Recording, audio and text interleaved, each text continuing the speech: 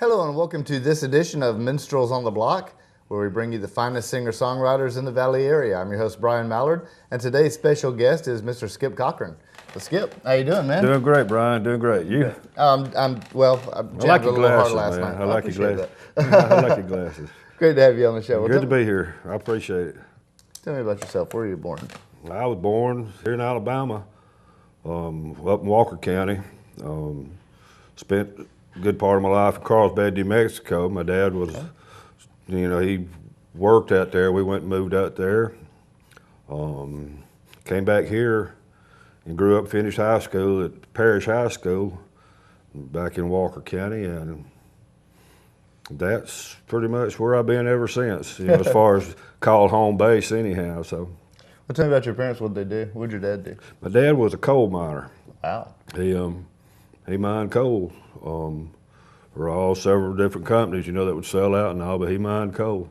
Wow. Well, that was pretty much a family trait of on both my paternal and maternal side was coal miners. And now that's interesting. That's something we don't get every day. So tell me a little something about your experience with your dad being a coal miner. Oh, well, you learn to be frugal because you never knew when the mines were going to shut down.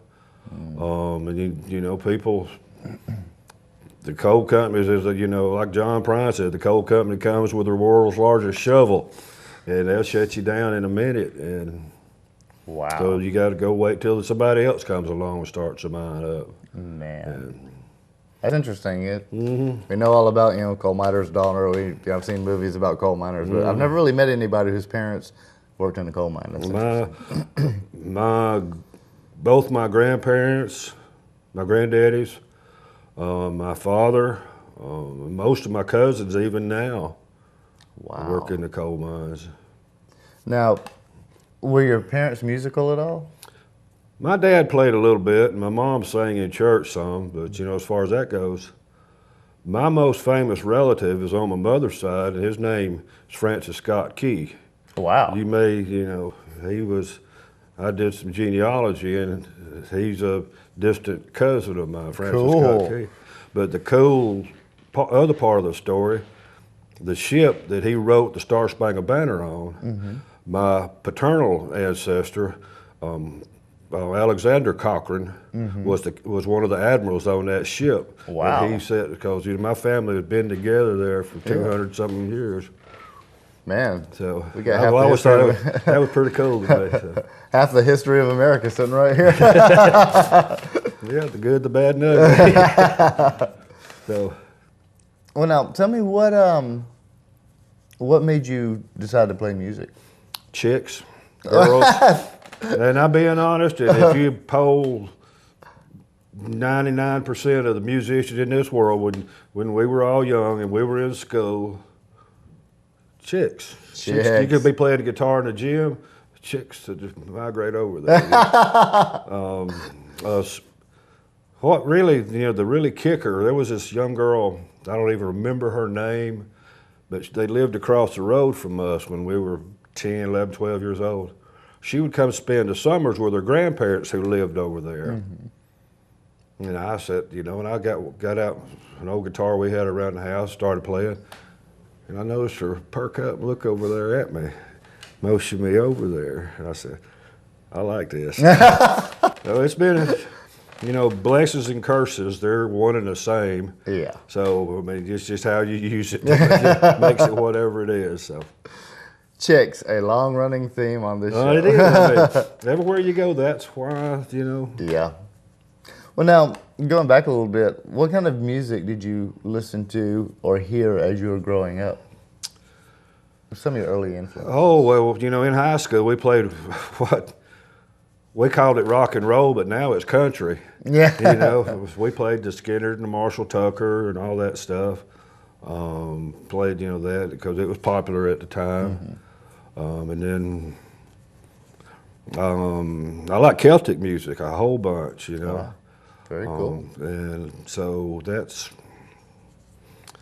what I listened to was the rock and roll and the Celtic. And my mother, she played that Southern gospel every day, in the kitchen while she was piddling around in there. I heard a lot of that. So For those of you who don't know, Celtic music is really cool. Check it out. A lot of the stuff, what was that? Metallica did a song, Whiskey in a Jar. Yeah, a while yeah. back, and that's an old Celtic tune. You know, a lot of people, I've heard some of my younger friends say, I like that. So, man, that thing goes back to the 1400s right there. So, Yeah, that is an old song. And I played bluegrass some as a young man. Because I learned to play the banjo also because guitar players were flooding the market. Right. So I was wanting to work. And so I learned to play the banjo so we could play bluegrass. And I like the old timing, the old mountain Appalachian bluegrass, the claw hammer stuff. I like that a lot. Well, now, we know why you started playing music. Obviously, chicks. What made you continue doing it? Chicks. See, answer A. You're a musician. Everybody in here, they're musicians. And it's not like you decide to become a musician. Right. It just kind of happens, and it's inside. And especially when I started writing, that's when I realized that I can't not write. I have to write to purge, if nothing else. Yeah. So that's why I continued on writing and playing, and it's just become so much a part of me. And I see people I haven't seen in years. We had a high school reunion. You still play that guitar? That was the first thing that any of them said. And now, chicks got you writing music. Chicks kept you playing music. Now, what sparked you to write your own words? Because there's plenty of musicians out there, and there's. You remember the Hit Parader magazine? Used to, they had I don't even know if they still make it or not, but they had they have the lyrics in there, and that's all they would have was lyrics. And I'd get those lyrics, and if it was a song I didn't know, hadn't heard, I would make music up to that. Right. And then I was, you used to have that music system in a lot of different places. Right. And I listened to those melodies, and I would write words to those. Yeah. And so I got to thinking, I can combine the two, because I can write the lyrics and I can write the music. So I just put them together, and that's how I decided it. If I can, that's how I decided to start trying to do it. Now, once you started writing, what did you initially start writing about? Chicks. I was hoping that was going to be the answer. Oh man, my songs run the gamut of all, from broken heart songs. I write, love songs. I like to watch old couples, even older than me, if you will. Yeah, they still exist. But I like to see those, like a 60, 70-year-old people, holding hands and stuff, helping with their coat. And it's just a romantic in me, I guess. But I really like to write those forever love songs. Right. So another boring romantic, that's me, as John Cougar said. But it's not so boring. If it was, you wouldn't be listening to the radio. Right. Now, after you started writing, and you've been writing and playing for a while, what kept you writing? Need. I mean, so everybody's got different things rumbling around. You got formulas, logarithms, and different people have those things in their heads. I have song ideas, and I'll have one, and I'll say, that's pretty good. And I'll work on that till it either turns into a song or it is not going to go a song that way, and I have to go through another door to get to that. I got my nucleus, and it won't go here, so I had to come up here and write it. It might be completely a different outlet than the first song was intended to be, but it'll still be on the same theme. I know exactly what you mean. I'm sure Rusty does too. I wish we had kettlebells for this segment. Lead into this question. This is the most important question of the show, and this is what starts arguments, if not wars, and earthquakes that rattle continents. I'm sure Atlantis had something to do with this. But Elvis or the Beatles? Well, I don't have tickets to either. So, is that one of the prizes? I would, as far as my favorite artist, whatever, it would have to be Elvis, hands down. Because Elvis, in my opinion, never met the man. But ironically, I had tickets to see him. He was doing a show in Tuscaloosa, but about a month before he died. So, but anyhow, he came out of. It was in his soul. He was in. Colonel Tom Parker, I believe, ruined that, killed that soul. Yeah. But I would have to say Elvis because he was well liked. He was an entertainer, but he was just first and foremost a nice guy, I do believe. He seemed to be, what Ed Sullivan say, this is a good boy, y'all, don't get on it. Right. And I would have to say Elvis. Thank you very much. I'll tell you what, enough of Elvis. Let's check out some of the Skip stuff, and we'll be right back after this. Hello. This song's about priorities.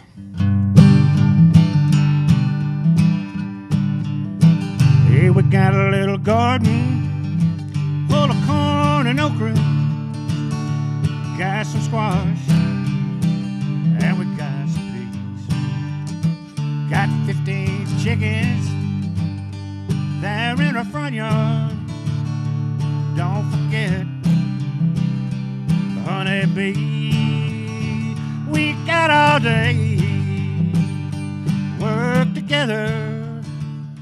Chores don't leave much time to fight. Wash our hands, have us some cornbread.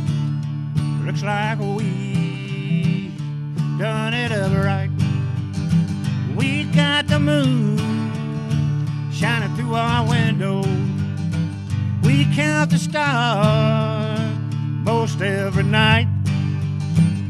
The whippoorwill sings us to sweet dreams. Looks like we done it up right.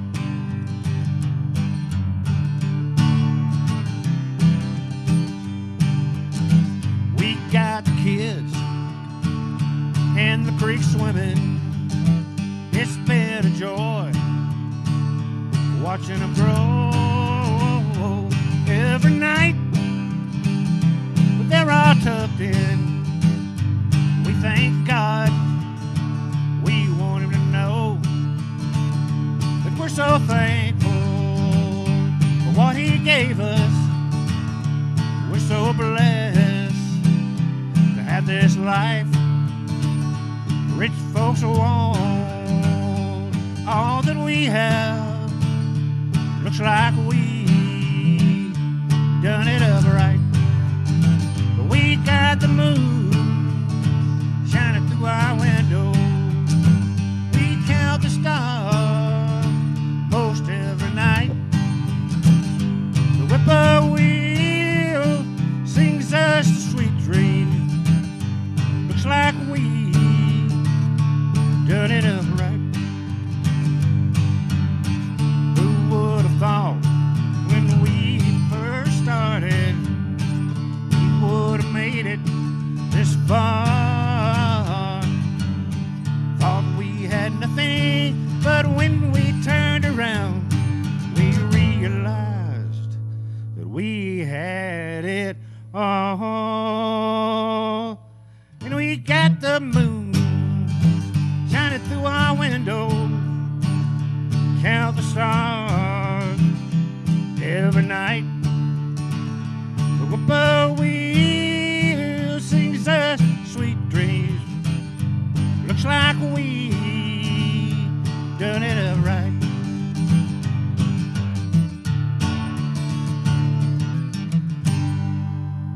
Thank you.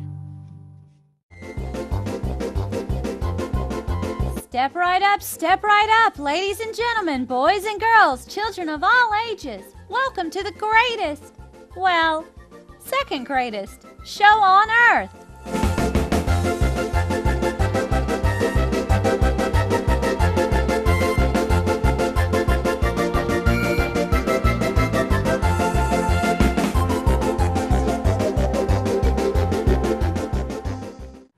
Hello and welcome back to this edition of Minstrels on the Block. Special guest, Mr. Skip Cochran. So Skip, tell me a little bit about what you got going on now. Playing open mics, songwriters rounds, going to Nashville occasionally and playing some songwriters rounds and open mics there, and just writing. You know, writing to me, it's not a mystical, magical thing. It just kind of just happens. Mm-hmm. I don't wait on inspiration. I don't ignore it if it shows up. Right. But I mean, I just don't care. You know, I have to write. Right. So, and that's what I've been doing with it. So, send a few of them off and let some friends in the business listen to a few of them, and that's it. Tell us a little bit about some of the people, the writers' rounds. Let's go into the writers' rounds a little bit. I love doing them, several different reasons. You always meet good folks, and pretty much everybody I've met doing them, even, you know, all over with different people that I had never met. But one of the coolest things to me about the whole songwriters round is there will usually be 3 to 4 of you. You know what the format is. Yeah. And somebody will play a song on the same thought that you had and that you wrote a song about, and it's completely different, or and it's just completely their take on the same situation. Yeah. And that to me is, you know, just a different way of looking at something that I hadn't looked at. So different expressions from different people. We all do the same thing. Yeah, I like that. And hear really good songs and meet good folks, and get to share a little bit about how you feel. Now, this isn't exactly the pimping section, but where are some of the places that these occur that you get to? What are some of your favorite places to play? There's Berkeley Bob's in Coleman, Alabama. That's super nice. Bob Keefe owns the place. He does great. He's a great host. And treats the musicians right and everything. I love playing over here at Opelika, just up the road from y'all here, with Rebecca Walker-Jones and that bunch. And I've played in Columbus a few times with Jim Patrick. And just super nice, you know. So that's where I enjoy playing about anywhere, but those are really, you know, those people have really been good to me. Yeah. So That's great. Now, getting back to chicks. No. Now, I'll be in trouble when we leave here. You know. Somebody, well, y'all cannot broadcast this around my hometown. oh yeah, boy, are you in trouble. Now, when you first start writing songs, I know when I first started writing songs, well, they sucked. But how do you feel that your music, your songwriting has progressed or evolved over the years? It's made me more, my songs have gotten more aware of the listener aspect than just the Skip aspect of it, you know. Like we were talking earlier about the license plates. Writing a song is like getting a personalized license plate. If I understand the song, but you can't, what good is it? If I don't know what your tag says, what good is it? Right. You have to look at it objectively, get other people to listen to it. And like one guy, a friend of mine, told me, he said, write like you've got ether up in the listener's face, so you know they can, you know, still get it. You have to write it where they can get it. Now, what are today some of your muses? What are your influences for writing today? What sparked you to write today? I have, like I say, I have a whole different thing of songs. I have Kevin Welch is a very big influence. I don't know if y'all have heard of him or not. And his son Dustin, who had the most fantastic line in a song I have ever heard. And the song is called "Don't Tell 'Em Nothing." And there's a line in it that says, "You see that fish hanging there on the wall? If he'd have kept his mouth shut, he wouldn't be there at all. Tell him that when the man comes to call. Don't tell him nothing." That's Dustin Welch. Universal truth, my friends. And those back, you know, earlier parts was Christopherson. I love the way he wrote. And even somebody I think was overlooked a lot was Gordon Lightfoot. Oh yeah. I mean, his songs were excellently written and crafted. So those are some of my now and then influences that merged together. Now, what are the subject matters that you write about today? Still trying to get the chicks? No. Well, this is the lower end of the scale as far as, the funny songs. But we were at my aunt's house one Thanksgiving, and, we ate the big meal and all that stuff, and people was in there, my cousins, and I don't know, 4 or 5 women was cleaning up and washing the dishes. And I asked my aunt, I said, you not gonna help him wash the dishes? She said, washing dishes makes you ugly. So I started a song there and wound up writing it, and it turned out fairly good. Washing dishes makes you ugly. Nice. Doing laundry makes you fat. So, so that's, and then I've got some that, I'm gonna do one, here, it's called Find Your Way, that I wrote for my son. He's 26 years old. And when he started growing up, I was thinking, the whole job of being a parent is to put yourself out of a job so you can raise up a functioning, responsible adult. So, that's the paradox in parenting. So, yeah, it's kind of a serious song. But. Well, that's very cool. Now, going forward, your teacher always asks you, where are you going to be in 5 years? Well, where would you like to see yourself in 5 years? Wherever I can do the most good, wherever I'm supposed to be, and know that I'm supposed to be there, and I can make a difference in somebody's bad times. Right. That's whether it's playing music or whatever. I don't see me not playing music, but if something were to happen, I would still want to be where I could do somebody some good and help somebody out. And coming up for I wish we had kettlebell drums again. Kettle drums, not kettlebells. It's time for the list, ladies and gentlemen. The list. Let's just say you're walking around the house on a Saturday afternoon, or whatever day you happen to be walking around the house, drinking a cold one or a hot one, whatever. What are you most likely to be listening to on your white cylinder, Victrola, 78, 33, 45, 8-track, cassette, CD player, iPod, or otherwise music delivering device? Yes. I don't listen to a lot of music. I just don't. It kind of clouds my writing up when I listen to music. I mean, you can get a feel for what, people are buying, but you can't get a feel for what people are liking. Right. So that's I don't listen to much music, but if I did, I would be listening to a CD in my truck going around, because I don't have any of those anymore except the wax cylinders. So I saw on the show last night, or the other night y'all were doing, where you said your grandma had a Victrola, didn't there? Was that the guy that you interviewed? Yeah, the guy. Okay. And I don't remember when they were popular, but I remember people having them. Yeah, they were. And it was a record player. And it was great sound. You know. They didn't quite have the high def sound that we have today. You didn't know no different. No, you didn't. God, you're hearing a voice from somewhere else. Yeah. And you get depths out of a record that you don't get out of a CD. Oh yeah. I was talking to this old woman here a while back, a couple of years ago, and I've never been able to put this in a song. Maybe y'all can. And she was talking about the greatest day of her life, because she rode on a train to her aunt's house. She saw an airplane, and she got to drink a Coca-Cola. Wow. And that was the biggest day of that young woman's life. And I thought, how cool is that? We take all those things for granted. The simple pleasures in life. Yeah. Let's check out some more Skip stuff. We'll be right back after this.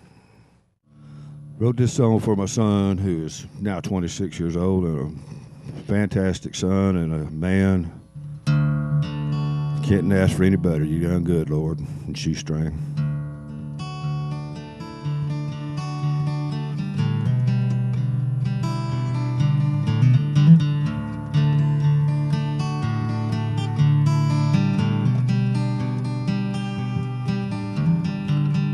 Tell me, when did you grow up? How'd you get so tall? Has it been that long ago since you learned to crawl? I've watched you grow from that small child to the man you are today.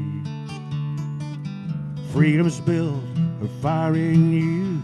Go on, son, find your way. I'm so proud of the man you are, the man you're gonna be.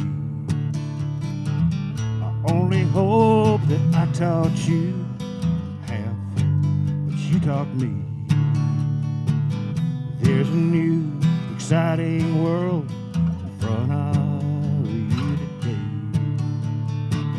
Trust the feelings that you feel now. Go on, son, find your way. Life is all about direction. Nothing more and nothing less. Don't be angered by the hard times. They're put there to make us do our best. As you search to find your way, make yourself proud of you. Use mistakes to teach you how, what you should and shouldn't do.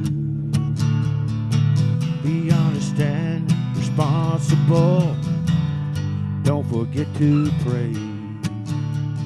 With God's speed and all my love, go on, son, find your way.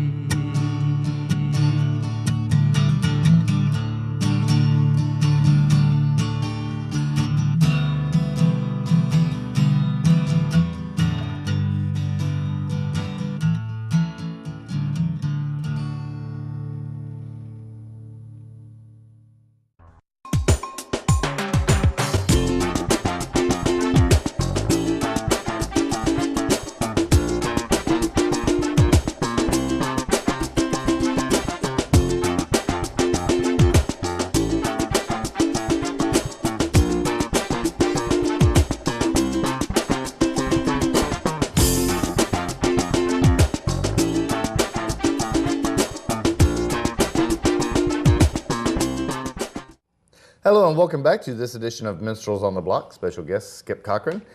So this Skip is the part of the. This is the pimping section. This is the part of the section where we. I got arrested for that one time. Well, we are safely behind the camera, so you should be safe. They haven't caught me yet. Shameless self-promotion. What do you have?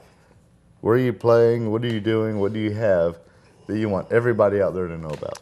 My website, skipcochran.com. I'm on Facebook, and I got some stuff on Reverb Nation that you're welcome to go in there and download for free, you know, as far as that goes. Keep check on the Facebook thing, because I try to keep it pretty well posted where I'm playing and who with and all that for what. So Nice. that would be about the best thing, to keep check on what I'm doing. And do you have CDs for sale? No, I wouldn't buy them, so I don't try to sell them. I got some CDs, but you know, if you come to a show, there'll be some there, and you're welcome to get one. But I wouldn't sell you something I wouldn't buy. So, you know, that's. Well, it's all digital these days. If life was about money, rich people wouldn't commit suicide. So. Good point. Yeah. Well, now, a couple of questions I like to ask before closing out. One is, now you're from, you know, you're not from the Valley, but what do you think of? What is your take on your local music scene and the ones you've experienced? Sick. I mean, there's some great people there. There's some great musicians, great talent, great writers, and we have some great venues. But for some reason, they just won't kick off. you know, and then once it does, I'm sure that people will come out of the woodwork and stuff, but it needs a revamping for whatever reason, but like I said, there's some great people there that are willing to help it along, just if we could just get the opportunity. What do you think could possibly improve it? A greater understanding of original music, you know. Like you said earlier, everybody's got their own Freebird, but that's, you know, something people that would realize where it comes from. Mm-hmm. There would have been, you know, Sgt. Pepper's if there hadn't been somebody writing that song, mm-hmm. and Cocaine and the Freebird and the Sweet Home Alabama. Those songs were not there until somebody took them out of their hearts and put them down. That's a very good point, and one that recently has been much on my mind, as Monty Python said, is for the people out there in TV land, we must have 6 or 7 viewers by now.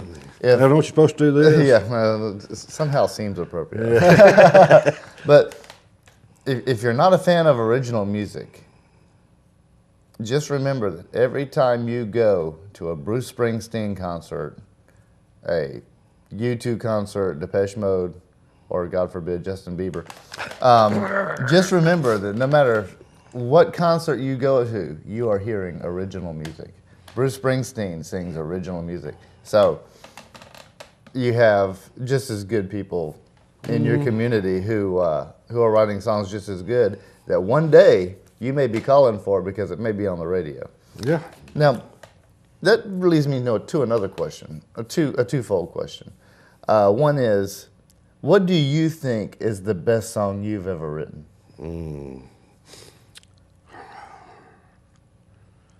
The one that means the most, called Find Your Way. Mm-hmm. I wrote it, like I said earlier, I wrote it for my son as he was, you know, getting on up, getting close to being out of school and starting out on his life's journey. And that one means the most to me as far as that goes. Because, you know, that one, most of the time I don't write from a genuine feeling. Mm-hmm. It's just around something. But that one was, you know, that one really meant something to me. And I wrote one for my dad when he passed. That one means a lot just because of what it is. And I feel like I painted that picture. Yeah. And those would be 2 of my favorites. Just because of what they are, not so much what the songs. Right. I get a lot of compliments on those songs. That's good. But you know, that's not really. I actually wrote those for people. You know, like my dad when he passed, and my son when he got ready to move out. Yeah. So those mean a lot to me. What do you think is the best song that someone else has written? To me,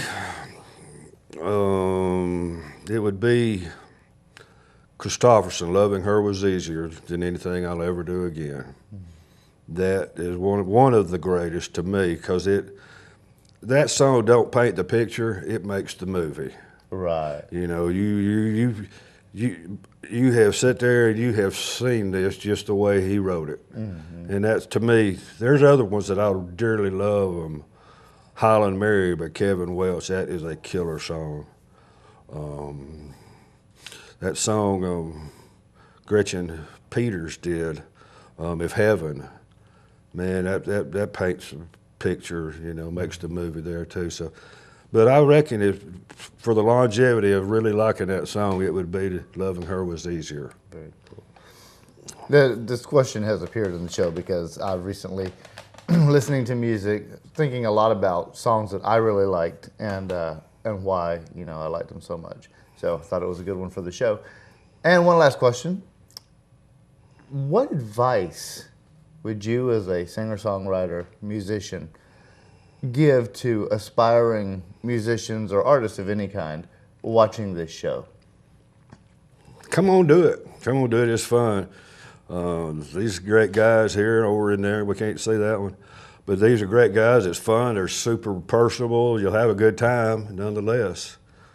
But The advice that I got years and years ago was some of the best advice that I've ever heard as far as singer-songwriting. I asked an older dude back then, what should I do? He said, it's pretty simple, boy. Try till you die. You never know if you failed or not. So, and that stuck with me since I was 15 years old. Mm-hmm. Good, solid advice. Yes, it is. You'll never know if you failed or not. Very cool. Well, Skip, I appreciate you being on the Brian, show. I have thoroughly enjoyed it. Me too. This was a good one. I'll come back and we'll do some picking. Awesome. And hope you've enjoyed this edition of Minstrels on the Block. Special guest Skip Cochran. Very good episode. Hope you've enjoyed it. We'll see you next time. I'm your host, and on the way out, we'll check out some more Skip Cochran. See you next time. Wrote this song when I realized I didn't have a Noble Death song. You live your life pretty much, in my opinion, for what's going to be said about you when people come to the funeral home to view your body. And this is what I would like.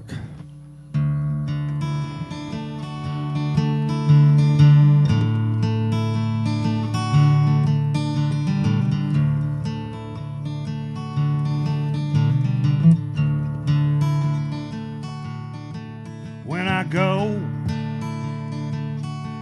I hope it's raining.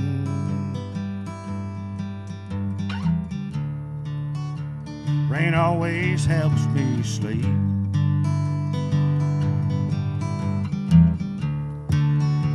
Some thunder in the distance,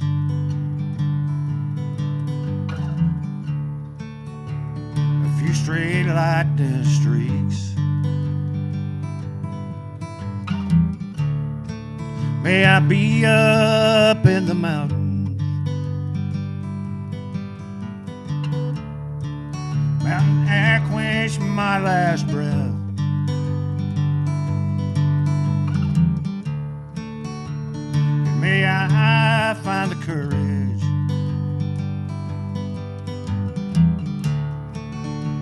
to face my final test.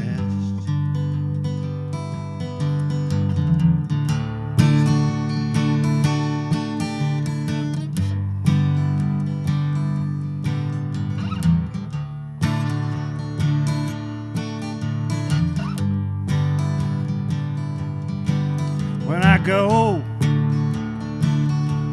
I hope that someone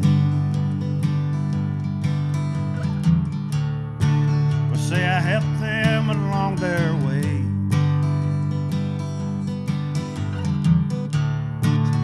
That I brought a bit of sunshine on a cold, cloudy day. May someone say that they love me,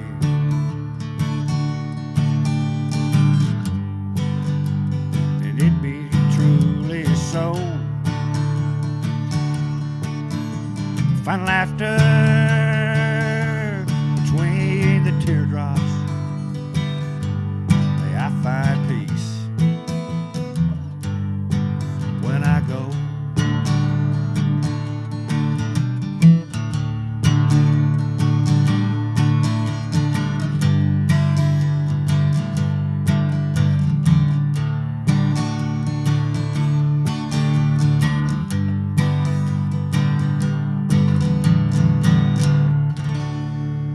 Thank you.